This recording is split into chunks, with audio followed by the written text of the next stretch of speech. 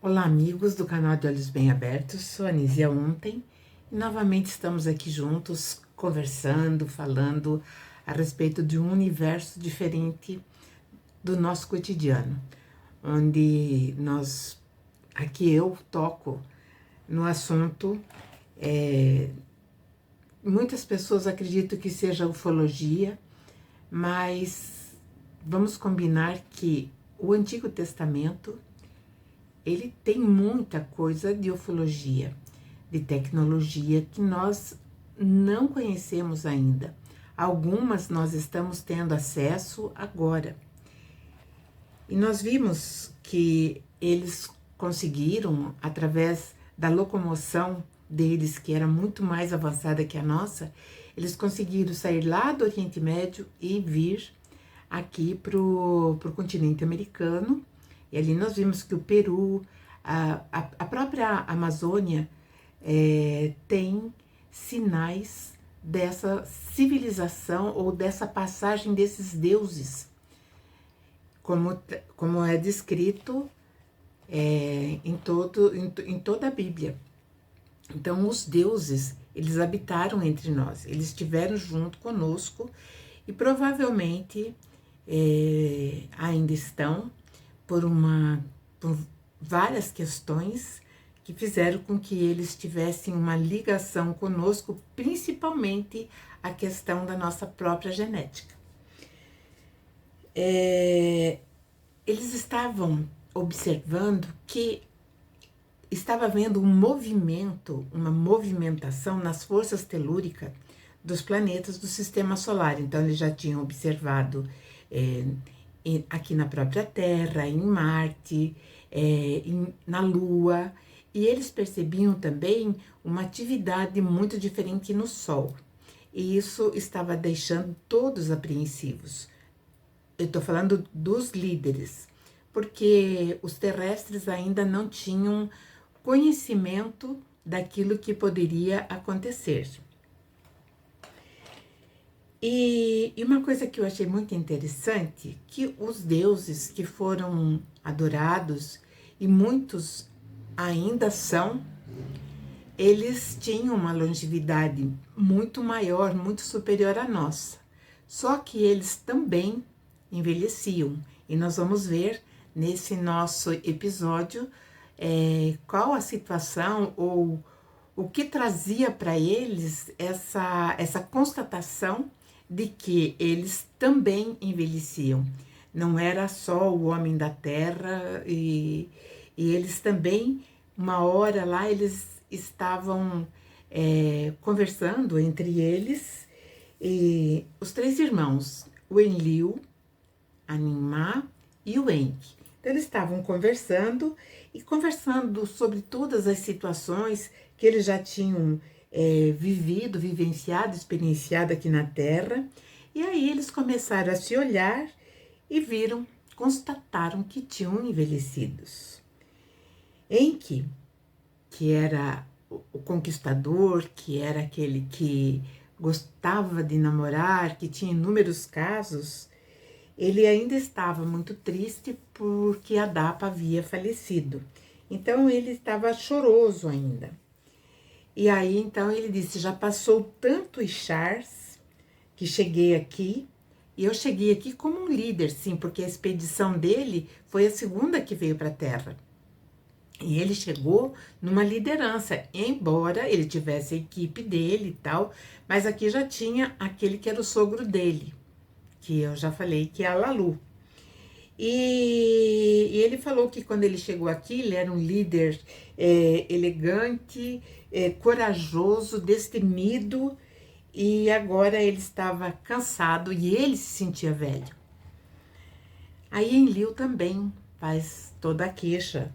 Ele diz: eu era um herói entusiasta quando aqui cheguei, que governava com bravura. Agora tenho filhos que têm filhos, todos nascidos aqui na Terra, com exceção, né? Enlil teve um filho que nasceu lá no Nibiru, que é Ninurta. Esse não nasceu na Terra, mas os outros nasceram na Terra. E aí ele fala, né? Estamos velhos, mas os que nasceram aqui, ou seja, os nossos descendentes, eles envelhecerão muito mais rápido que nós. Então, era uma questão, eu digo assim, de etarismo, né? Ninguém gosta de envelhecer, ninguém gosta de olhar no espelho e ver que aquele vigor dos 20, dos 30 passou. E Nimá, que até então estava calada, ela falou: pois é, agora me chamam de velha ovelha, enquanto tem aqueles que vão e voltam, e nós três permanecemos aqui.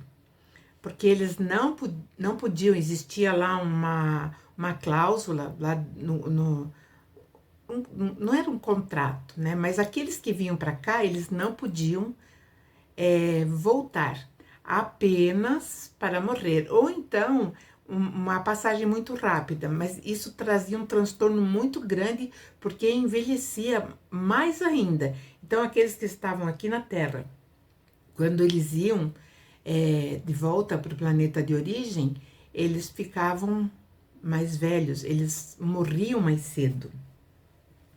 Então, eles concluíram que tinha que ser assim, ou seja, era o traçado, tinha que ser desse jeito. Então, eles estavam assim, se acostumando e conformados com uma nova expectativa que se abria diante da realidade que eles estavam presenciando neles mesmos.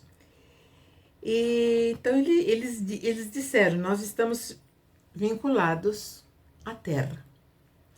Os filhos de Enlil tinham já se casado, então já tinham nascido aqui, e aqueles que nasceram aqui, eles já tinham se casado. Ninurta, que nasceu lá em Nibiru, ele desposou uma princesa que era chamada Baal, que era também aparentada, era da mesma casta. E essa Baal, essa princesa, ela estava ligada também com a parte da cura, da medicina. O Nanar, que foi o primeiro de Enlil que nasceu aqui na Terra, ele casou-se com Ningal, que era uma deusa também. E Shikur, que era um mais novo, ele casa então com uma princesa chamada Shala. Todas as suas esposas, elas eram provenientes lá do planeta de origem. E tinha Enlil tinha uma neta que se chamava Erishkigal. Essa neta de Enlil, ela foi forçada a casar com Nergal, que era filho de Enki.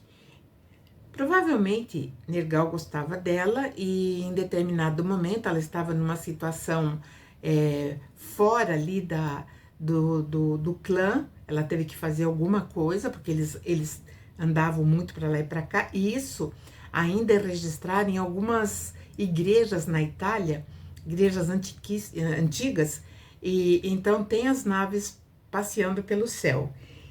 E então ela foi forçada a casar com Nergal. Que Nergal também, ele trabalhava para o tio, o senhor do comando, que é Enlil. Marduk, que já é um nosso conhecido, ele também, né, por esse tempo, ele ainda não tinha casado. E diferente dos outros, ele decidiu desposar uma mulher da terra. E quando ele gostou dessa mulher, ele participou o pai, o seu pai Enki, e ele falou: eu estou pensando em me casar, porque, segundo relatos, ele tinha uma beleza também muito estonteante. E aí Enki, então, fica maravilhado. Então, meu filho vai casar com quem? Aí ele fala assim, é da equipe das médicas, das enfermeiras que estão aqui? Daí ele falou: não, meu pai, é uma descendente de Adapa, é uma terrestre. Até em algumas literaturas, eles falam Adapa, que é o Adão bíblico, eu sempre reforço, porque eu sempre ouço assim, Anísia, tem muito nome para memorizar. Mas tem mesmo, se nós lermos o Antigo Testamento ou qualquer romance, nós vamos ver que os personagens, eles vão sendo denominados por seus nomes e nós vamos entendendo. Então, no começo, parece que é um impacto porque são nomes diferentes, mas que com o tempo nós vamos apreciando. Bom, então voltando aqui para a declaração, né, que Marduk falou para o pai, que na verdade a mulher dele era uma terrestre. E em que ele fica sem palavras, ele ficou assim, atônito. E quando ele recobrou-se, né, do impacto, ele disse assim: um príncipe de Nibiru, o meu primogênito, casando-se com uma terrestre. E aí ele fala assim, o Enki, né? Você era um príncipe que estava, vamos dizer assim, destinado à sucessão. E mesmo assim você vai desposar essa terrestre? Aí ele diz para o pai, né? Marduk responde para o pai: não é apenas uma terrestre, ela é da tua descendência. Aí ele calou a boca do pai, porque na verdade Adapa, como eu já falei em episódios anteriores, Adapa ele era filho biológico do Enki com uma mulher da terra.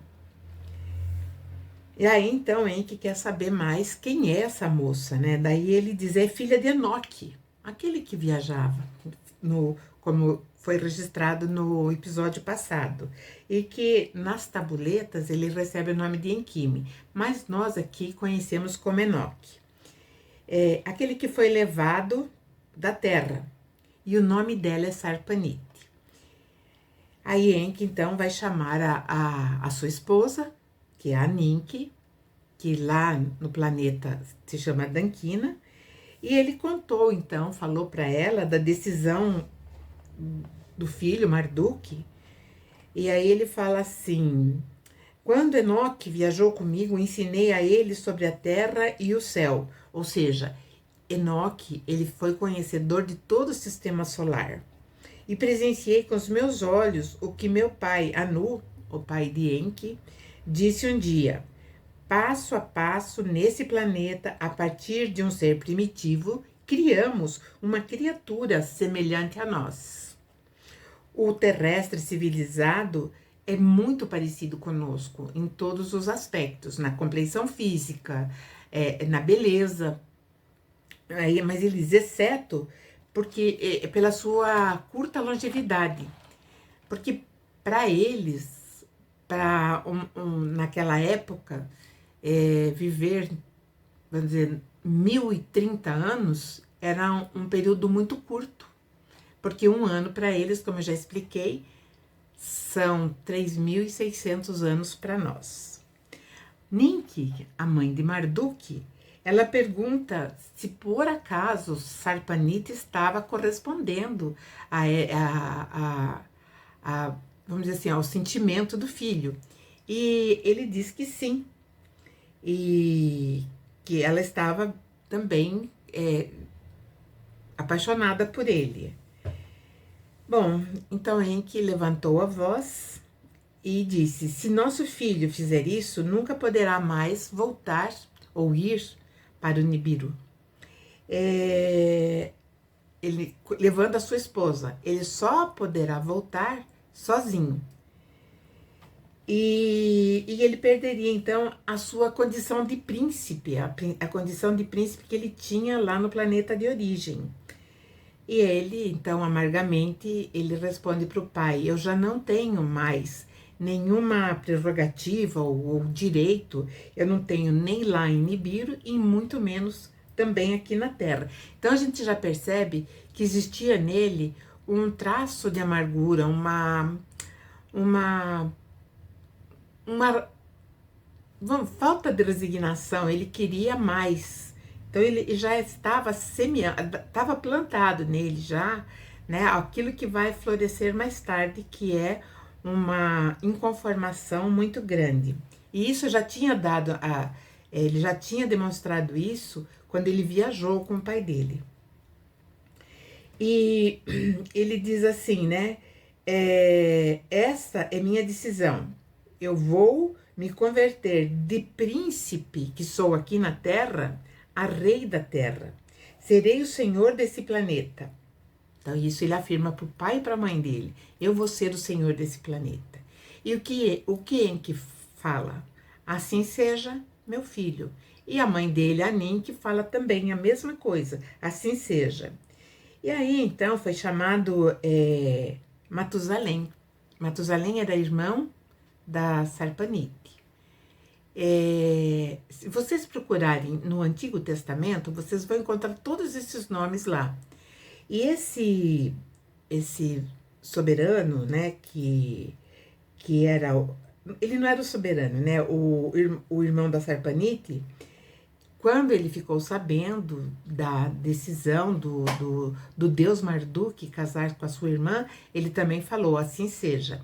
E é bom nós termos em mente que não era usada a palavra amém. Amém não existia ainda. E eu vou explicar mais na frente o significado dessa palavra amém.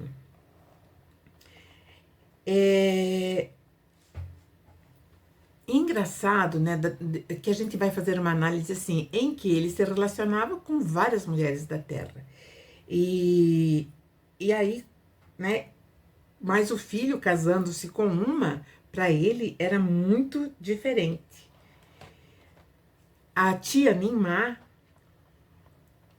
ela também ficou decepcionada com a união do sobrinho e disse: Marduk poderia se casar com qualquer uma das nossas donzelas, aquelas enfermeiras, aquelas médicas, inclusive escolher uma das minhas filhas, porque ela tinha várias filhas meninas que ela tinha tido com o irmão, Enki, aqui na Terra. Mas preferiu casar-se com uma terrestre e saiu do costume real, da realeza deles. Ou seja, saiu do contexto, né? Enlil ficou furioso e enviou mensagem para Anu. Ele não se conformou com o casamento do sobrinho e ele então escreve para o pai, Anu, e dizendo então que ele não iria permitir essa união. Anu então vai fazer o quê? Ele vai reunir o conselho e debater o assunto, e era uma pauta de urgência. E eles procuraram lá dentro do código de leis deles se existia alguma norma proibitiva e não encontraram nada. Então eles convocaram os sábios desse planeta, que junto com o conselho, junto com a Anu, então começaram a pesquisar quais as consequências que essa união poderia trazer no futuro. E aí os sábios e os conselheiros, então eles chegaram à seguinte conclusão: Adapa, o patriarca da donzela, ou seja, essa Sarpanite vinha do tronco de Adapa, não vai poder viver ou ficar aqui em Nibiru. A decisão, então, que eles tomaram foi impedirem Marduk de voltar ao Nibiru com a esposa. Então, em hipótese alguma, ele poderia retornar lá com a esposa. E aí, eles também argumentaram, isso era uma coisa que tinha um peso muito grande, que Marduk já tinha entrado nos ciclos do tempo da Terra. Então, o organismo dele já estava respondendo ao nosso ciclo, então, ou seja, estava envelhecendo mais rapidamente. E aí ele falou, e ele não poderá voltar mesmo sem ela. Porque para passear eles não poderiam voltar. Eles só poderiam voltar, existia uma única condição que eles poderiam voltar, que era para morrer. Então, eles morriam lá. Eles diziam que já estavam desgastados, que eles já estavam velhos, então eles voltavam para morrer. Então, a decisão foi tomada e por decisão unânime, então Marduk foi notificado que ele poderia casar-se com o amor da vida dele, mas ele perderia completamente o principado, não seria mais príncipe lá. Isso também vai trazer uma consequência bem, vamos dizer assim, pesada no futuro, não muito distante desse momento em que eu estou descrevendo esses fatos que estão ocorrendo por lá.